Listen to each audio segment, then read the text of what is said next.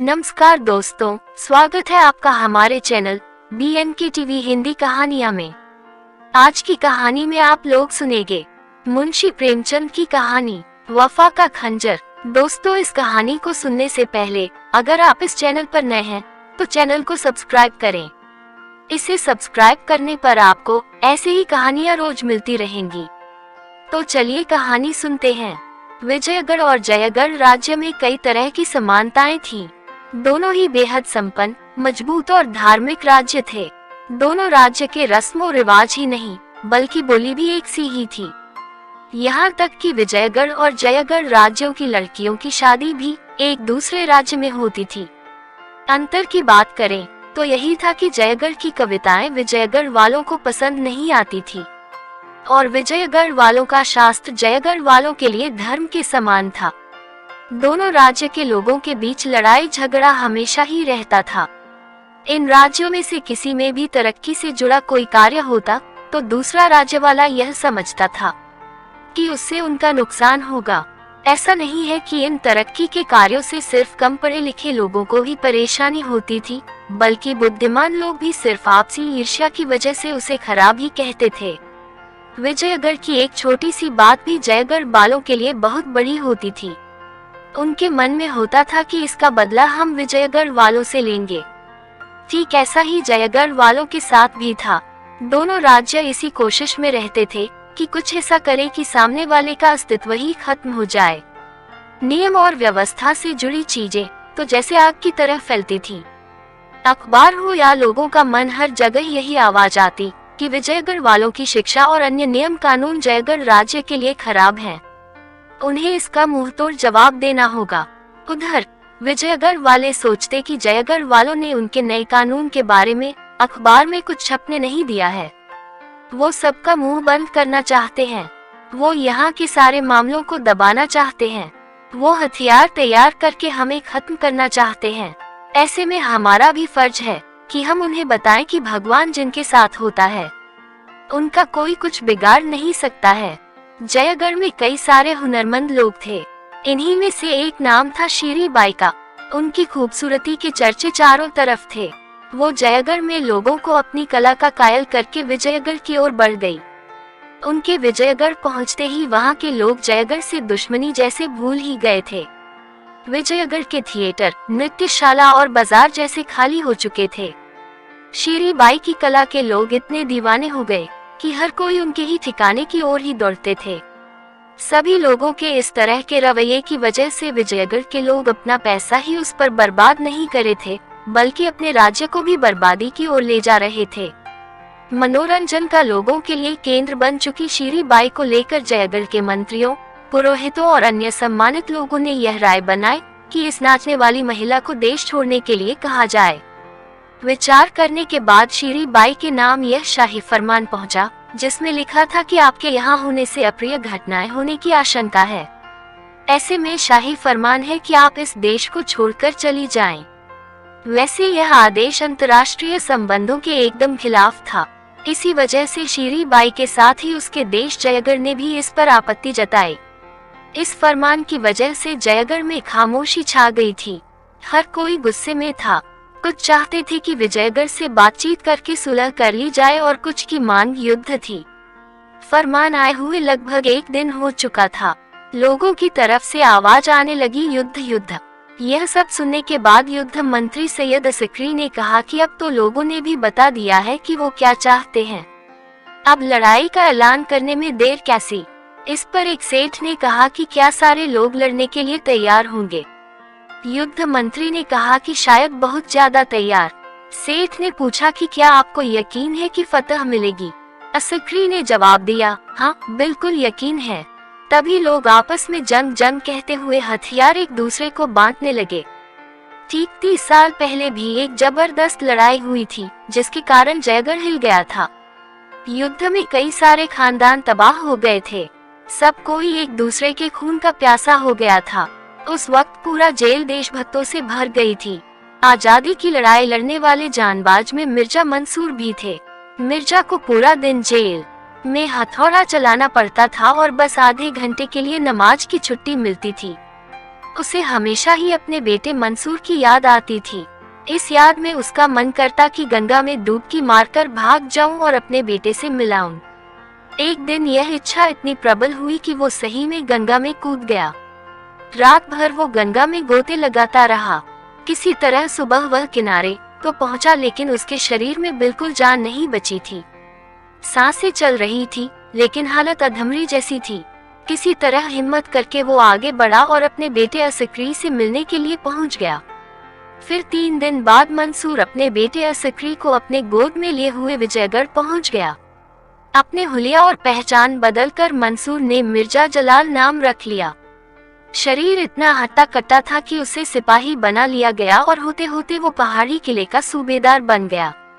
भले ही वो जयगढ़ को पीछे छोड़ आया था, लेकिन देशभक्ति उसके दिल में कूट कूट कर भरी हुई थी। वो हमेशा अपने बेटे असक्री को जयगढ़ दिखाकर कहता था कि वो तुम्हारा वतन है, वही कि तुम हो। जब भी तुम्हें मौका मिले अपने देश की सेवा करने से पीछे मत हटना। पिता की इन सभी बातों से असक्री के दिल में बड़ा प्रभाव पड़ता था। वो भी बड़ा होकर बहुत बड़ा देशभक्त बना। वो सीधे विजयगढ़ से जयगढ़ गया और फौज में भर्ती हो गया और कुछ ही समय में अपने युद्ध कौशल से युद्ध मंत्री बन गया था।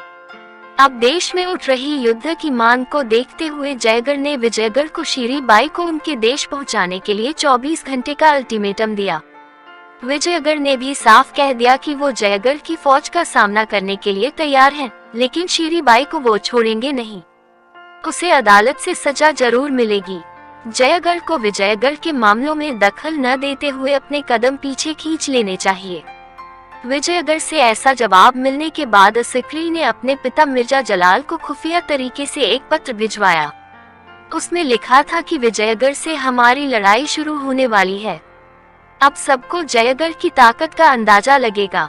अगर लड़ाई के दौरान आपको कोई आंच आई तो आप उन्हें मेरे द्वारा भेजी गई यह मोहर दिखा देना। वो आपकी किसी तरह का नुकसान नहीं पहुंचाएगा और मेरे कैंप तक ले आएगा। साथ ही कभी मुझे आपकी जरूरत पड़ी तो मुझे पता है आप हमेशा मेरे साथ खड़े रहेंगे। धन्यवाद। यह खेत भेजने के तीसरे दिन ही जयगढ़ ने पूरे बल के साथ विजयगढ़ पर आक्रमण कर दिया। दोनों राज्य की फौज का मुकाबला एक दूसरे से मंदौर से करीब 5 मील की दूरी पर हो रहा था। लड़ाई में विजयगढ़ के पास तोप की ताकत ज्यादा थी, तो जयगढ़ के पास पराक्रमी सैनिक थे। होते होते लड़ाई 1 महीने तक चली।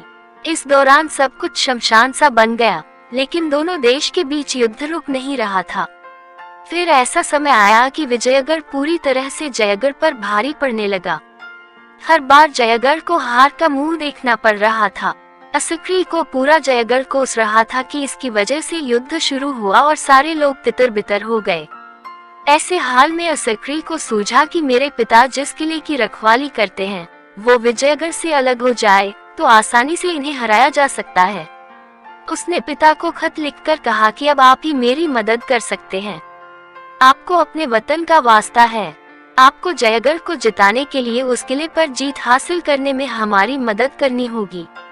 यह खत पढ़ते ही असक्री के पिता मिर्जा जलाल किले पर बैठे सोचने लगे कि आखिर मेरे बेटे की हिम्मत कैसे हुई मुझे ऐसा खत लिखने की। मैं भले ही अपने वतन से बेहद प्यार करता हूँ, लेकिन विजयगढ़ ने मुझे मुसीबत के समय सहारा दिया है। मैं इसके साथ गद्दारी कैसे करूं? ऐसा करके ऊपर वाले को क्या मुंह दिखाऊंगा? वहाँ मेरे कर्म को भोगने के लिए बेटा या कोई दूसरा थोड़ी आएगा। जो भी करूंगा मैं उसे खुद ही भोगना पड़ेगा। तभी मन में हुआ कि बेटा का मोह भी कैसे छोड़ दूं। तब तक शाम ढल गई थी और जयगढ़ में विजयगढ़ की अफसर की वर्दी पहना एक इंसान असक्री के टेंट से बाहर निकाला। फिर वो विजयगढ़ के घायलों की लाइन में जाकर जमीन पर तुरंत लेट गया। जैसे जैसे रात हुई जयगढ़ वालों ने विजयगढ़ के किले पर हमला कर दिया। इस अंधेरे में गोला बारूद उन्होंने चला दिए। आराम से सब कुछ करते तो कम से कम ज्यादा लोगों की जान भी नहीं जाती और विजयगढ़ वालों को कुछ पता भी नहीं चलता। तभी मिर्जा के मन में हुआ कि ये लोग यहाँ तक पहुँच तो नहीं पाएंगे, और अगर पहुँच गए तो मुझे क्या करना चाहिए। फिर मन से आवाज आई कि 30 साल से जिस जगह से इज्जत मिली उनके साथ दगा करने की मैं सोच भी नहीं सकता। बस तो क्या करना है वो तो तय ही है। फिर अंदर से आवाज आई, क्या दगा करना हमेशा गुनाह होता है? अपने वतन के दुश्मनों से दगा करना गलत होगा क्या? तभी आसमान की तरफ से शोर होने लगा। शायद हवाई जहाज का शोर था। जयगढ़ वाले जीतते हुए नजर आ रहे थे। वो तेजी से किले की तरफ बढ़ रहे थे। मिर्जा के मन में हुआ कि ऐसा करना उनकी गलती है। किले का दरवाजा काफी मजबूत है। किले के पास पहुंचते ही वहां से बंदूकें चलेंगी, जिनके आगे 1 घंटे भी टिक पाना मुश्किल होगा। मिर्जा ने सोचा कि इतने सारे लोगों की जान क्या मैं जाने दूं? यह सिर्फ लोगों की जान जाने से भी ज्यादा खतरनाक है।